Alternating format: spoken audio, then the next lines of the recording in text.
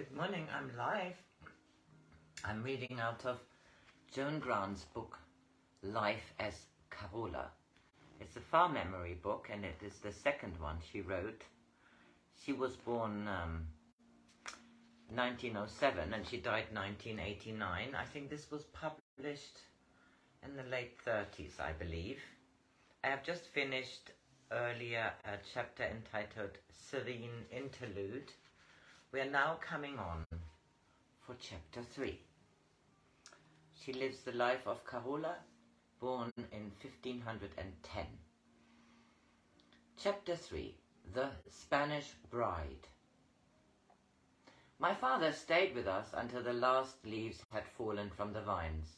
The last embers of the summer heat had cooled to a quiet umber on the hillside. Before he rode off, he promised that he would take us away from the castle, and that we should live in a little house of our own in the hill city, where he would come often to see us, so that we should never be lonely any more. My mother no longer wore a plain dress of woolen stuff, but laid her stitches into dresses she would wear herself. Though it was the fashion to wear brilliant colours, she chose satins, the soft grey of a wood pigeon, or coloured like far hills at twilight, moss green velvet or proud brocade that matched the dried rose petals, which kept their scent through the long winter. She no longer had to cut up discarded gowns to make my clothes, but let me choose which lengths should be cut from the great bales and rolls, kept in their pungent wrappings and leaved in rosemary, lavender and bergamot. When they were finished, she laid them away in a dower chest which my father had given her.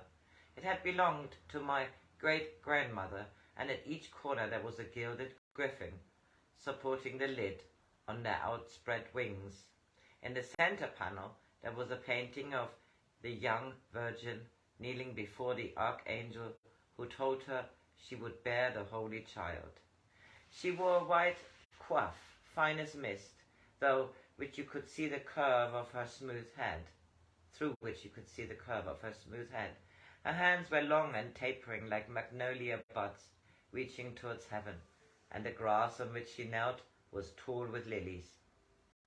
While my mother sewed, she used to tell me how we should live when we went to Perugia.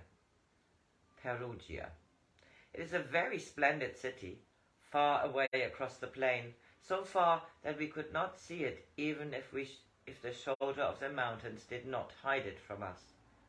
I was only a little older than you are, Carola, when I went there.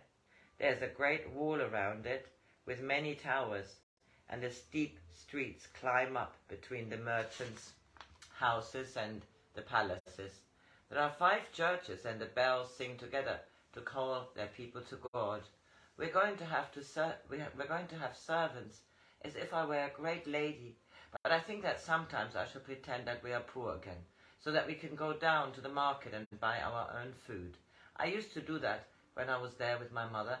The people were very friendly and kind. Sometimes, when they had finished bargaining, they would give me a flower or a bunch of grapes because they were feeling happy. I said, "It is 2 months since he went away. Won't he be sending for us soon?" "You mustn't be impatient. The house may not be ready yet.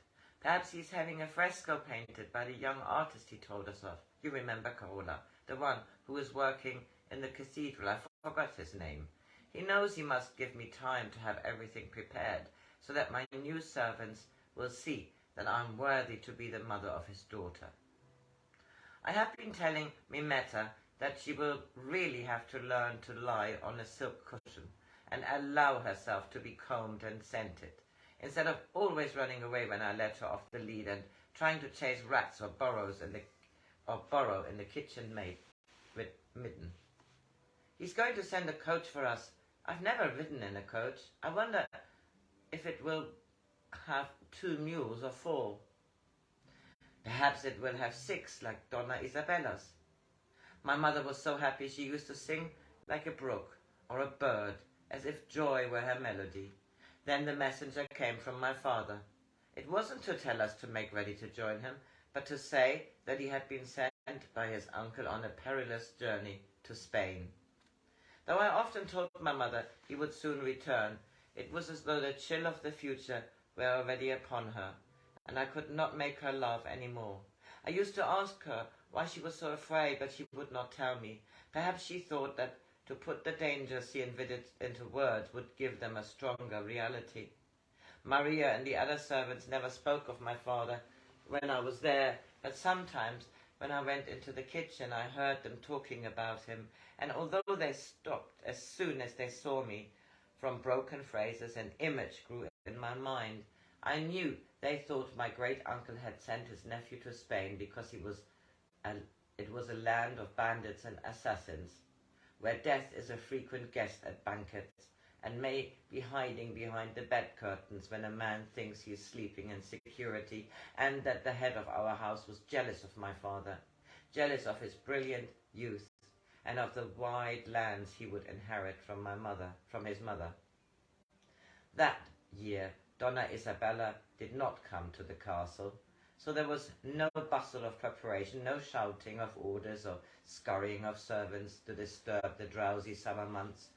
As day after day passed with no sable messenger to warn the castle of Orlando's death, Mother was reassured. She used to play with me again, and sometimes I even heard her singing. The garden and the hills were quiet with the first snow, and we heard that my father was bringing a bride out of Spain. I could not understand how he could want a foreign woman when he had us, but Mother told me that though a man can have only one wife, he may love many women, though in the eyes of the church their children are born not of love, but of sin. I had been at the wedding of Celia to the falconer's son, and I could not understand how the slow Latin phrases could change the quality of their love for each other. If it was right that they should live together in the same house because they loved each other, why did they live apart until they were married? Surely God judges his children himself, and does not leave it to a priest to decree whether they must flock with his holy lambs or herd with the black goats of Satan.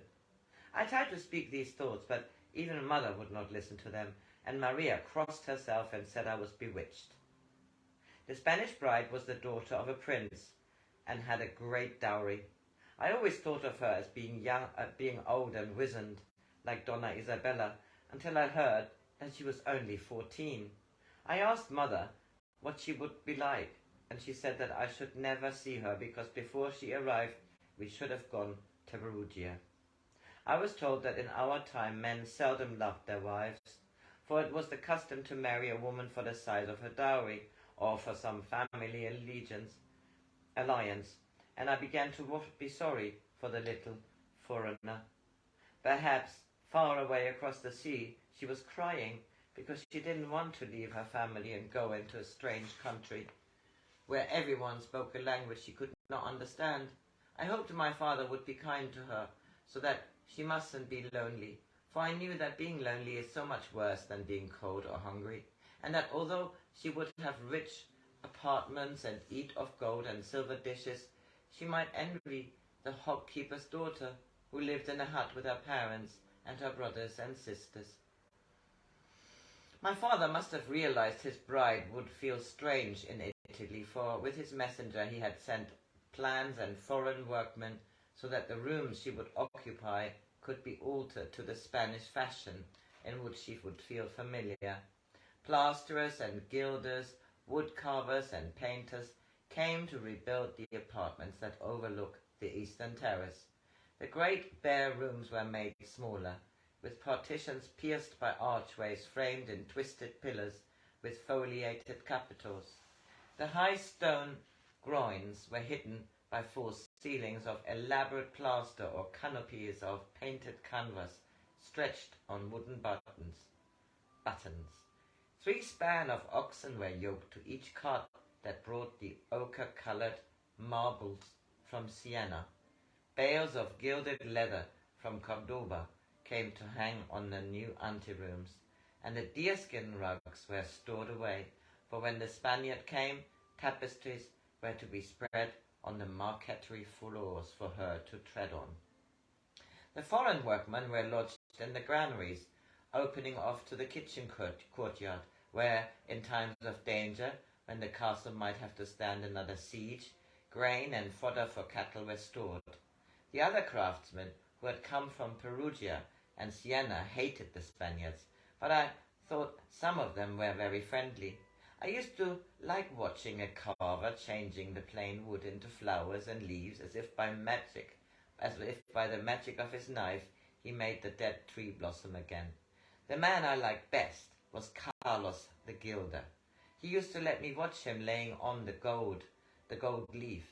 It was fine as cobweb, yet docile in his large hands, and he showed me how the edge of each little square must be smoothed and burnished until the cherubim and twisting vines seemed carved of pure gold. It was April before we heard that Orlando and his bride were nearing Italy, and every day we thought the coach would come to take us to Perugia. So this is the end of this chapter 3. Have a good Friday!